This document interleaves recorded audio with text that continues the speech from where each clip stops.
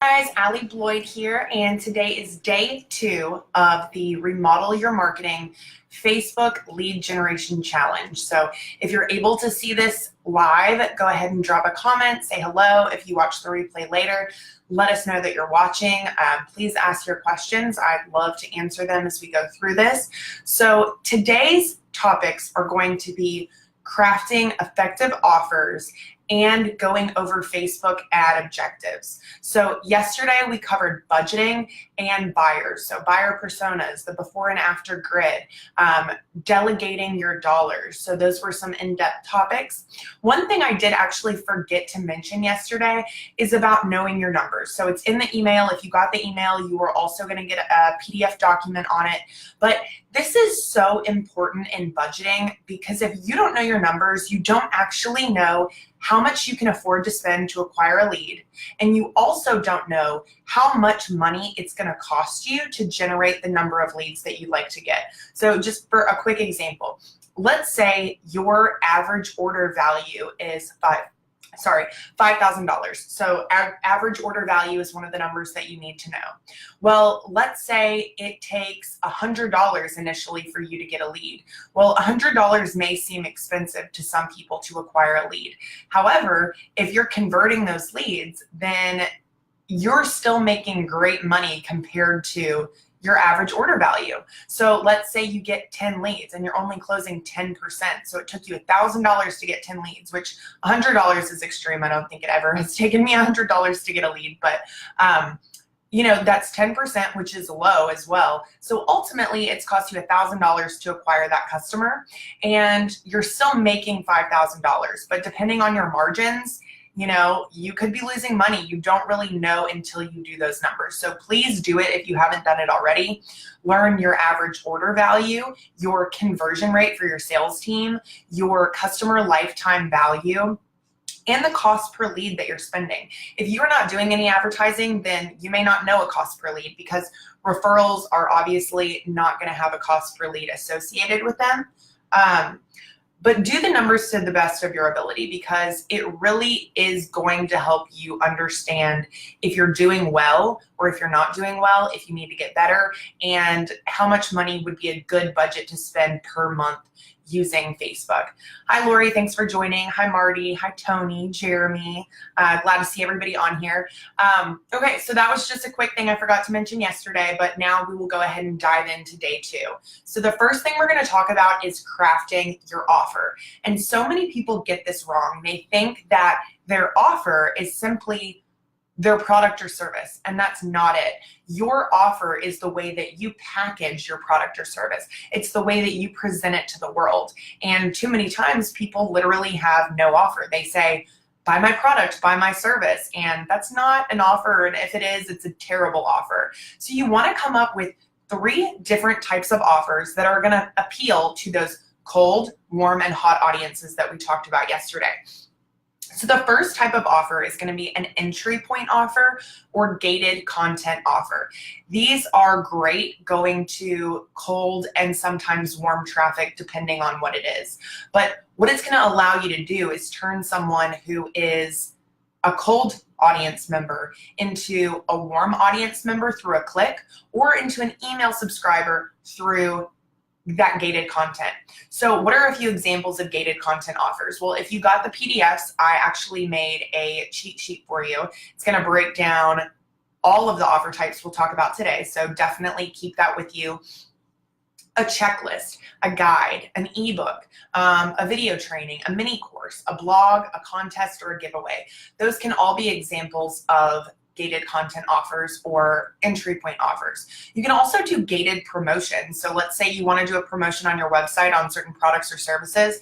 Make them enter their email address before they enter the sale. I mean, that's a great example of utilizing gated content, but to actually try and generate some sales as well. So if they go in there, they're interested in buying something, you can easily do some email marketing to them later to try and get them to buy if they haven't already.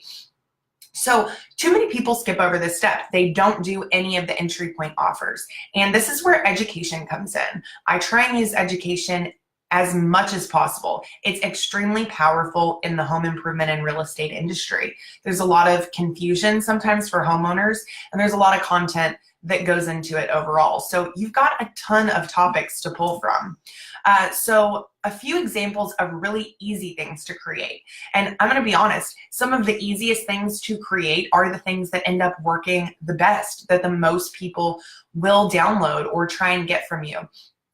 A checklist, a cheat sheet, a template. Those are some, or just a simple list, okay? Those are very, very easy things to do, especially because you know your craft. I mean, this offer cheat sheet, I put it together in probably 5 minutes because I know what offers are. I know marketing, and so it's easy for me to just put that together. And I have a template that I've already made for checklists and cheat sheets, so I just have to go fill in the content. So something like this can be super valuable to the person that you're giving it to, but it doesn't mean it has to take you a long time to put it together.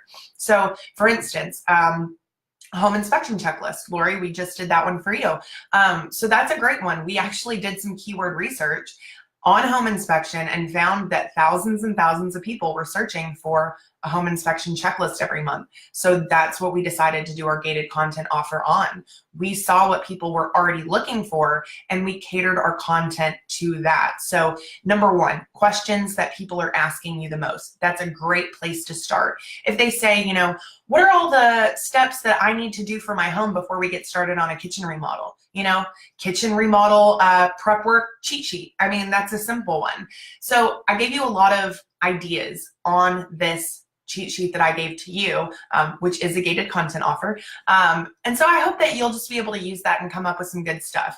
It doesn't have to happen overnight, but I would definitely suggest that you go ahead and do at least one of them. Choose one of the easy ones if you need to. Checklist, list, cheat sheet, or template. So another example I gave was a free scope of work template for a contractor. So when I was doing my first flip and we were going to be working with a few external contractors, I wanted to make sure things were going to go really smoothly, that we covered everything. We knew what would happen if they didn't get things done on time. We knew where we wanted to be at certain milestones. So I went and searched for a contractor scope of work template that was really detailed. So I was in the market, so I was seeking out information that was going to help me. And if you're the person that's providing that, I would definitely give you my email in order to do that. So then what are you going to do? You're going to email me about this offer, because downloading it or clicking on it shows the person is interested. And this is one of the best ways to build warm audiences. Blogs are a great tool for this. You may not always be getting someone's email before you show them a blog, but the simple act of clicking on the blog gets someone to basically raise their hand and say, I am in your target audience. If this is a blog about kitchen remodeling or replacing your windows, you know that person has some interest in that product or project, because otherwise there's very little reason they would be clicking on it in the first place. So what you're going to do from those things is you're going to create custom audiences based on the engagement that you get from these gated content or entry point offers. You're also going to follow it up with email. We're not going to have a ton of time to go through email marketing in this course, but the email follow-up is really important for these gated content offers, especially things like contests or giveaways. I'm actually doing a giveaway right now. It's going to be over a 6-month period of time, but we've already gotten, I think, 850 entries in the last 3 days. We've probably spent like $50 on it. So it's a very strong way to get a ton of interest, a ton of subscribers mainly. Giveaways can sometimes be like a lower quality prospect because they only want to enter if it's free. They may not want to buy it. But if you can do some great follow-up afterwards, you can get a lot of those people to end up buying. So that is your gated content offer. That's going to be for cold and sometimes warm traffic. Then we're going to go into your loss leaders. Anyone who's been in retail before has probably heard the term loss leader. Maybe some of you have, some of you haven't. You guys can comment below if you have ever heard of a loss leader before. But basically what it is it's a product or service that is not designed to make you money on that product or service. It's designed to help you break even or to offset the cost of marketing so that you can get new customers in at a really low rate and then upsell them, or then convert them to a customer and continue to sell to them over the course of their lifetime. So what are a few examples of this? You could do a free design if you're a kitchen remodeler. You could do a free estimate. So I know there's a lot of conversation in the remodeling communities about if you should do free design or free estimate or whatever. And, why should you ever trade your time for free? Well, in reality, it's not necessarily for free. If you know how to convert someone from a lead to a sale or a prospect to a sale, this is designed to bring those leads in. If you're not good at closing, then yes, it's not a great idea for you to do things like that for free, but you could always get someone who does it at a low cost for you, so it doesn't have to be for you personally, or you could charge a low rate for it. So it doesn't necessarily have to be free. Charge something that covers your time, but is not designed to be a core service that's going to make you money. Someone looking for a kitchen design wants a kitchen remodel. It's just that simple. So if you can get that person to come to you, it brings them face to face with you, helps you build that relationship, and then you can ascend them to the next level. You could also do something like one window installed for $50. I'm working with a screen enclosures for pools, a company like that right now, and we're probably going to be doing like replace one screen for $50. That basically covers the cost, their cost of the screen. They're not making any money off of it, but what it's going to do is say, this is a no-brainer offer. If someone sees this, of course they would do it if they actually needed a screen replacement. They have some really good salespeople on their team. That's why we wanted to do this, because they close 60 or 70% of the leads that they get. So they've got a good closing rate. And then they have 2 salespeople that are really good at upselling. So all we need to do is get them in front of the customer. And if we know that if we do that, they're going to close a ton of sales for a higher dollar value. One example of this would be 1-800-GOT-JUNK. So when they first started, they did a loss leader offer about picking up your TV for free. And if nobody bought anything or paid them to take the rest of their junk away, they would lose money. And it was probably scary for a lot of people in the company, but it worked. It worked incredibly well. They got there to the person's house. And of course, if you have an old junky TV you need to get rid of, you probably have an old junky couch. You probably have some stuff that's been sitting in your basement for 10 years. So they were able to upsell most people they came into contact with. And so that's the beauty of a loss leader. It's a no-brainer offer that's going to bring somebody in either free or very low cost. And the goal is to upsell. The goal is to ascend them to that higher level. So a loss leader needs to be useful in its own right. It does not need to be like part of a 2-part system. It needs to be something that they could take on their own and be happy if that's all they did. But it's useful but incomplete. It should have another service or another step to be even better. So you don't want to do a loss leader that requires someone to make a purchase or that is, only half of what they need. It's got to be useful. So think about some things that you could offer for your company. I mean, if you were a tile company or that sold tile, you could do a free tile trowel. I mean, anybody that needs a tile trowel is looking for tile. So it's a great way to bring them into you.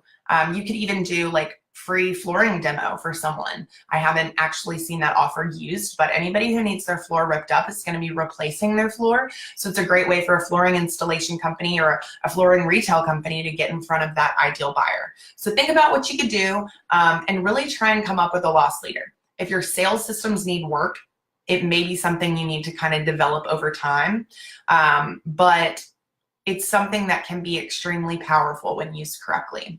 And then the final is going to be the product preview offer. So odds are most people have a product preview offer. That's going to be a consultation, an estimate, a product demo, something like that. And this is designed to only be useful if somebody would actually buy. They don't get a ton of value out of it unless they actually make the next step and purchase your product or service. Typically it's informational. It could be a demonstration. And like I mentioned, maybe a consultation of some sort. So those are only going to be for your hot prospects. If that's the only offer you're utilizing, you are only capturing hot prospects. The loss leader offer is a step down. It's somebody who's interested but maybe needs to build that trust with you first, or just kind of get in your environment a little bit more before they decide to invest more money with you. And then the gated content is going to be for the cold traffic and people who just don't know you very well. So what I see a lot is that people are only doing product preview offers. You got to have those other two. Otherwise, you are missing a huge part of your audience. And what you can actually do is you can mix the gated content with a loss leader or product preview. So for an example, and this is a funnel that we do, it's a gated content, piece of content. So kitchen cabinet buyer's guide, for instance, they download the guide. On the thank you page, I say, hey, I'm Allie Floyd. While you're waiting for your kitchen cabinet buyer's guide to hit your inbox, take a minute to listen about this incredible offer that I want to share with you. I want to help you design your kitchen for free. We will help you pick your products. We'll help you lay it out so it works best for your kitchen. And if you decide to use us for installation and to buy the products, we will help you every step of the way, blah, blah, blah. So you get people to sign up for that right on the next page. They don't even have to consume your gated content piece of content in order to know that they're a good fit for that next step. So when you do that, you want to share the next step with someone who got your gated content. Because what happens a lot of times is people will do these gated content offers and they will simply send it out there in the world. They won't do any type of follow-up. They won't do any type of upsell from that step.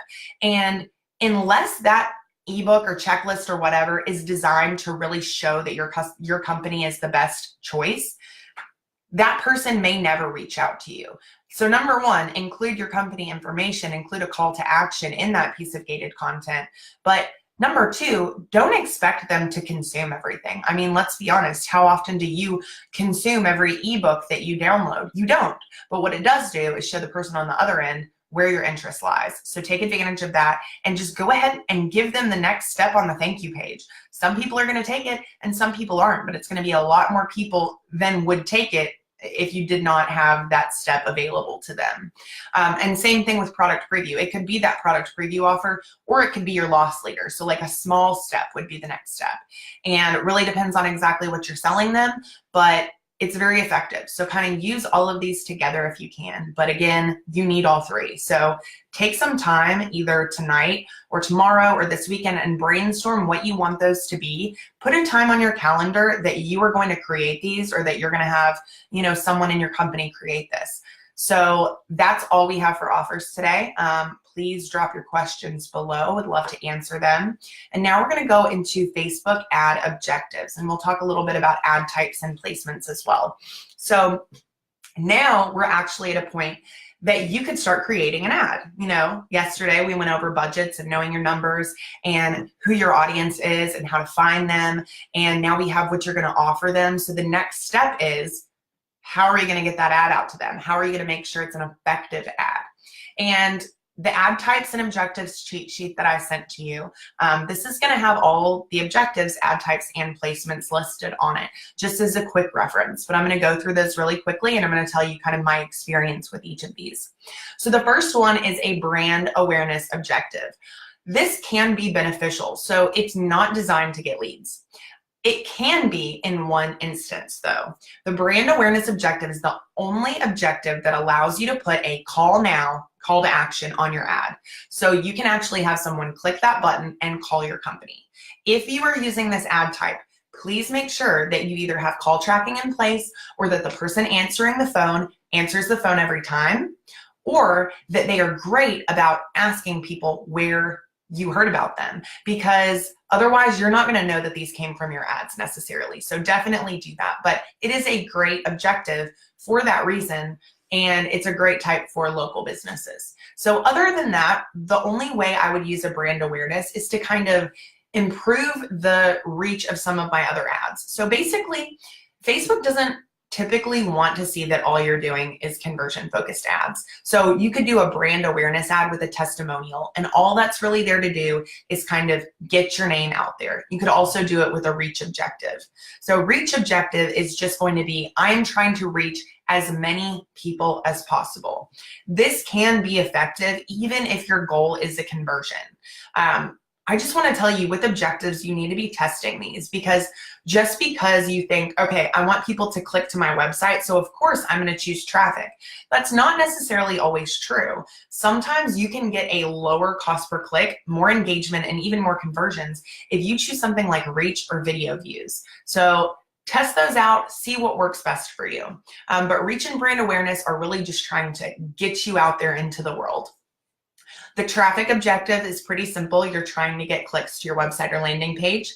The messages objective is actually one of my favorites. So I'm really big into messenger marketing, and I love doing messenger focused ads. So there's a few different ways you can do these, but I want to make sure that you know that if you do a messages objective and you're not using something like ManyChat and doing a JSON ad is what they're called, you may end up with this ad that has a button that says send message, and the person clicks it and like that's it.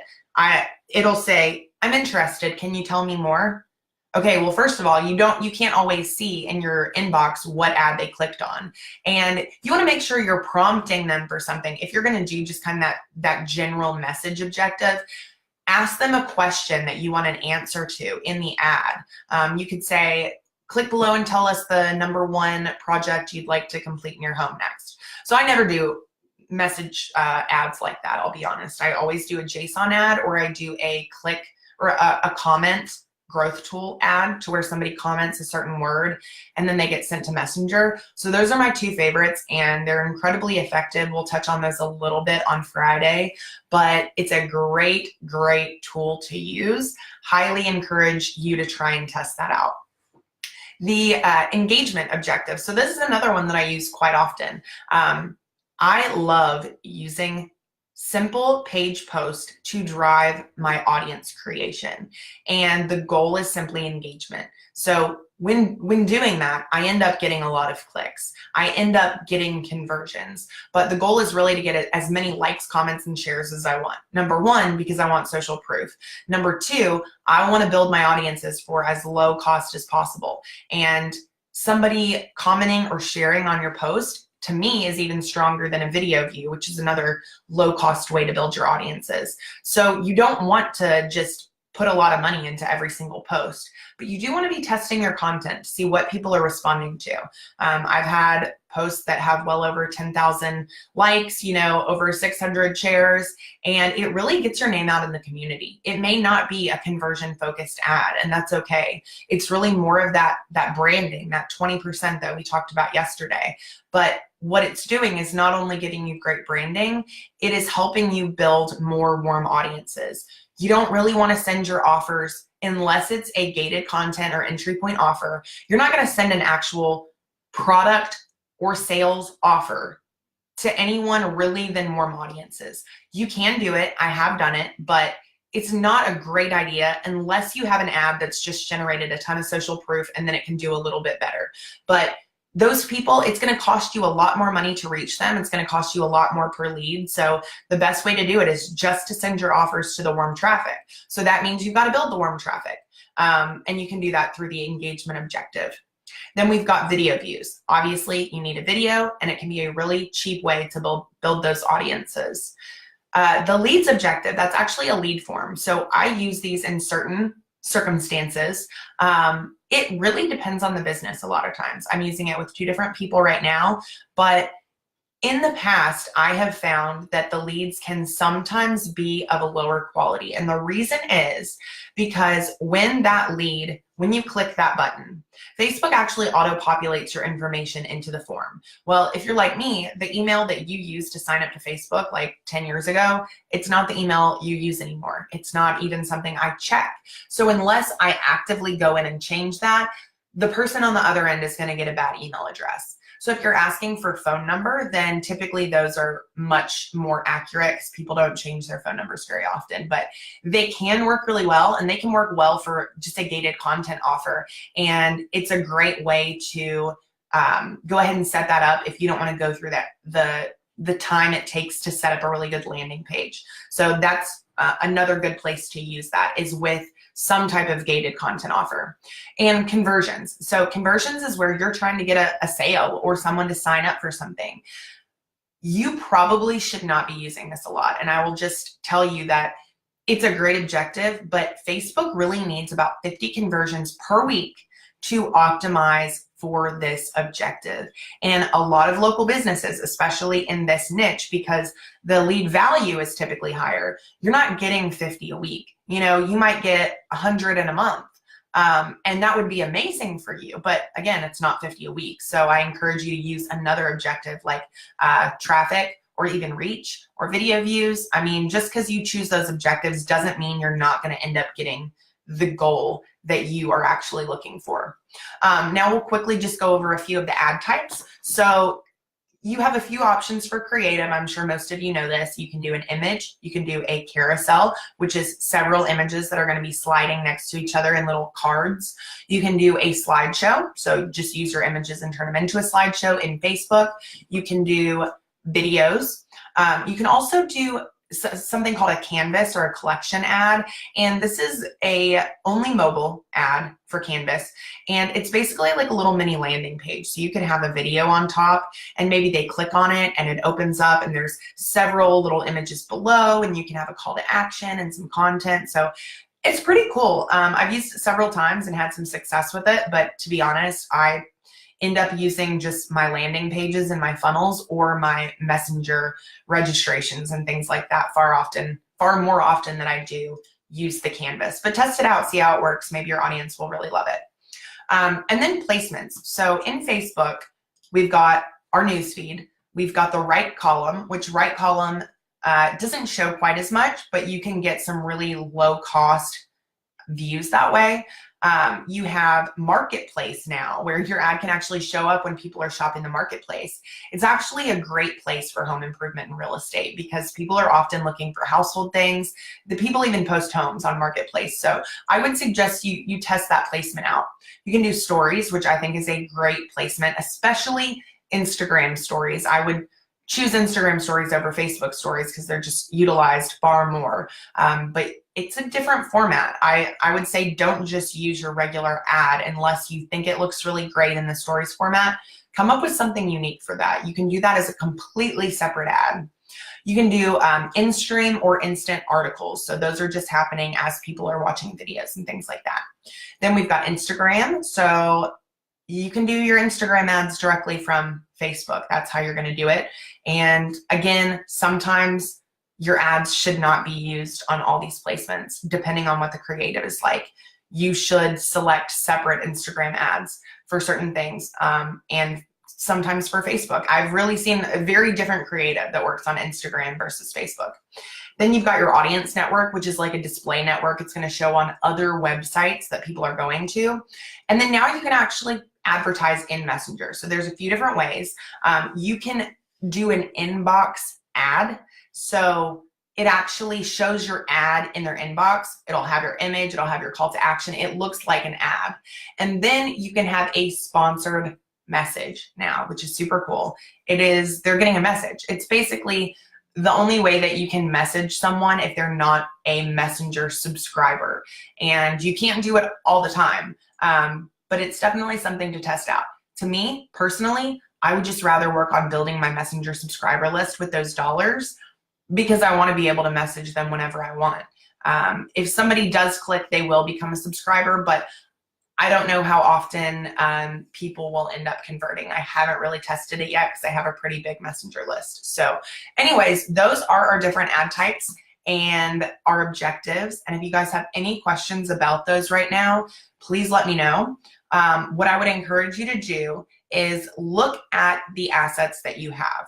So if you have any gated content offers, what are they? Make a list of them. If you have anything you feel like you could turn into a gated content offer, such as, a blog that people have really shown interest in, take that blog and turn it into gated content, or just start running that blog as an ad.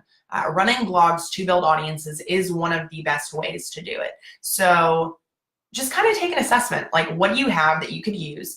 What would be the easiest type of loss leader for you to do that you could get your company on board, or that would be kind of a no-brainer? Do you already have one? And then what is your product preview offer? Most of you probably have one, but if you don't, try and come up with one.